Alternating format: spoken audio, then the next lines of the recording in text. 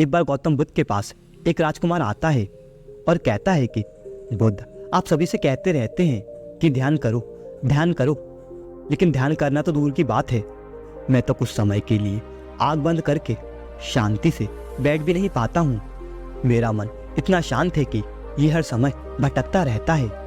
मैं जब भी ध्यान करने बैठता हूँ मेरे भीतर विचारों का तूफान उठने लगता है, लोगों के बारे में, अपने साथ घटी घटनाओं के बारे में, भविष्य के बारे में, और ऐसे ही ना जाने कैसे कैसे अजीबोगरीब विचार मेरे मन में लगातार उठने लगते हैं। मैं इन्हें रोकने की बहुत कोशिश करता हूँ लेकिन रोक ही नहीं पाता, और तब मैं बेचैन हो जाता हूँ और ध्यान से उठ जाता हूँ।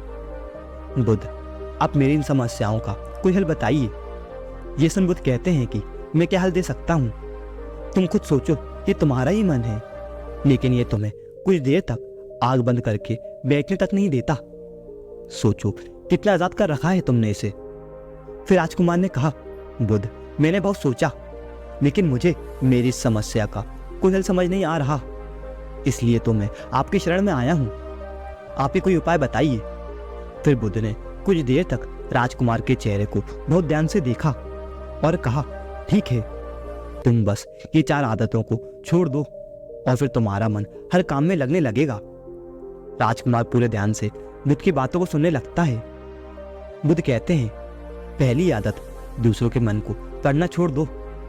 तुम और तुम्हारे जैसे ज्यादातर लोग यही गलती कर रहे हैं कि वो दूसरे के मन को पढ़ने की कोशिश करते हैं कि सामने वाला मेरे बारे में ऐसा सोच रहा है, ऐसा बोल रहा है, और यही एक आदत तुम्हें सबसे ज्यादा परेशान और अशांत करती रहती है, क्योंकि ज्यादातर मौके पर लोग दूसरे के मन को गलत और नकारात्मक तरीके से ही पढ़ते हैं।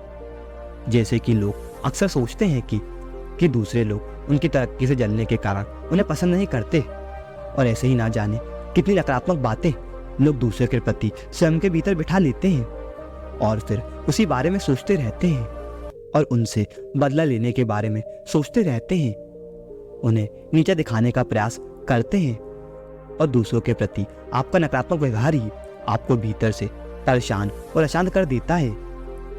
इसलिए दूसरे लोग क्या सोच रहे हैं इस पर ध्यान देना बंद करो, उनके विचारों को पढ़ने की कोशिश करना बंद करो। यदि पढ़ना ही है तो खुद के विचारों को पढ़ना शुरू कर दो कि खुद के भीतर क्या चल रहा है। कहीं तुम नकारात्मक सोच, शिकायत या बुरा करने जैसी आदतों के शिकार तो नहीं हो रहे हो। बुद्ध ने कहा, दूसरी आदत, ये सोचना कि अगर मैं सफल हो गया तो लोग मुझ पर हंसेंगे, लेकिन उनके हंसने से तुम्हें कोई फर्क नहीं पड़ना चाहिए, क्योंकि ये उनका धर्म है।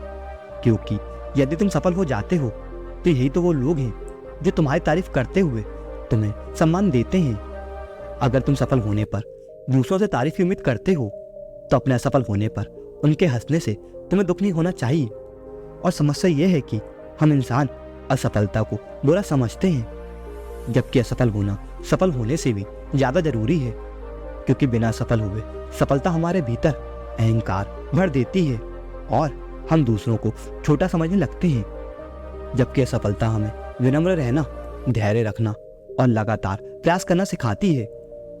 इसलिए असफलता को बुरा मत समझो, और यदि तुम्हारे काम में असफल होने की संभावना नहीं है तो उसका सीधा सा अर्थ है कि तुमने अपना लक्ष्य अपनी क्षमता से छोटा बनाया है। और अगर लोग तुम पर हंस नहीं रहे हैं, तुम पर ताने नहीं मार रहे हैं, तुम्हारी बुराई नहीं कर रहे हैं, तो भीतर से तुम मरे हुए हो। तुम अपनी मानसिक सीमाओं से बाहर जाकर कुछ नया करने का प्रयास ही नहीं कर रहे हो, क्योंकि असफल भी वही होता है जो कुछ नया करने का प्रयास करता है। और एक बात हमेशा याद रखना कि यदि तुम्हारे भीतर असफल होने का साहस नहीं है तो तुम कभी भी वो बड़ा लक्ष्य हासिल नहीं कर सकते हो जो तुम करना चाहते हो। बुद्ध ने आगे कहा, तीसरी आदत, समय को काटना छोड़ दो। लोगों को लगता है कि वो समय को काट रहे हैं, लेकिन असल में समय हर पल उन्हें काट रहा है। लोगों के द्वारा समय को व्यर्थ कर्मों में बर्बाद करने का केवल एक ही कारण है कि उन्हें लगता है कि उनके पास बहुत समय है, जबकि सच्चाई ये नहीं है, क्योंकि उनसे पहले वाले लोगों को भी यही लगता था कि उनके पास बहुत समय है, लेकिन उनका समय कब खत्म हो गया उन्हें पता ही नहीं चला। उन्हें पता ही नहीं चला कि कब उनका पूरा समय बीत गया और उनका बुलावा आ गया। वो जब तक उन्हें अपनी गलती का एहसास हुआ तब तक समय निकल चुका था और तब उन्हें अपनी भूल का एहसास होता है कि उनका पूरा जीवन व्यर्थ के कामों में बर्बाद हो गया और अंत में वे इस दुनिया से चले गए बिना खुद को जाने, बिना इस जीवन की सच्चाई को समझे। इसलिए जब तक जीवन है इसे सार्थक कर्मों में लगाओ, खुद को जानने में लगाओ, दूसरों की मदद करने में लगाओ और मानवता के कल्याण में लगाओ, क्योंकि समय को बर्बाद करने में आज तक किसी को खुशी नहीं मिली है। हालांकि समय काटने से तुम्हें कुछ देर के लिए खुशी तो मिल सकती है, लेकिन जब बाद में तुम्हें होश आता है तो ये देखते हो कि तुमने अपना कितना समय बर्बाद कर दिया है और तब तुम्हें स्वयं पर क्रोध आता है और तब आत्मग्लानि और पश्चाताप का भाव तुम्हारे भीतर तनाव पैदा करता है और तुम अशांत हो जाते हो और लगातार अपनी इस गलती के बारे में सोचते रहते हो कि तुम्हारा किसी भी काम में मन नहीं लगता और तुम उदास रहने लगते हो और ये इसी तरह चलता रहता है।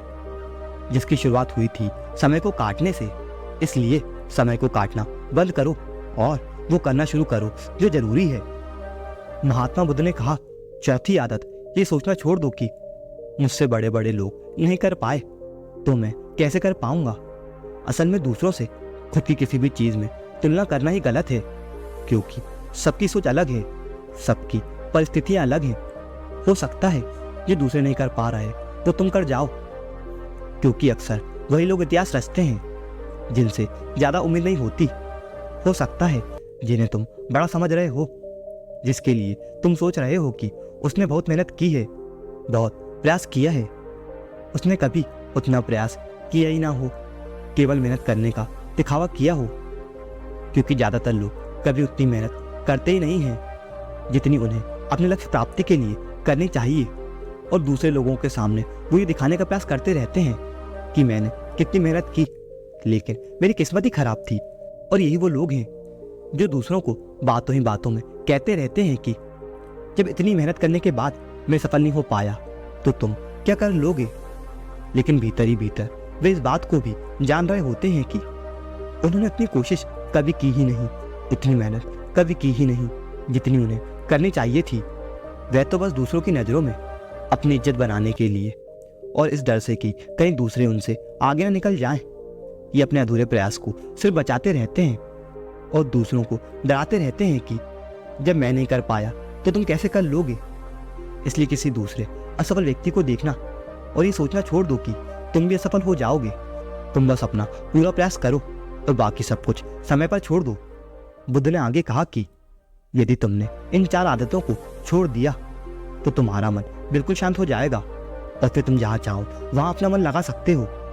इतना कहकर महात्मा बुद्ध मौन हो गए और राजकुमार को भी अभी समझ आ गया था कि उसे क्या करना है। उसने मन ही मन उन 4 आदतों को छोड़ने का निश्चय किया और महात्मा बुद्ध का धन्यवाद कर वहां से लौट गया। दोस्तों, मुझे आशा है कि आपको कहानी पसंद आई होगी, तो वीडियो को लाइक करके चैनल को सब्सक्राइब करें। धन्यवाद।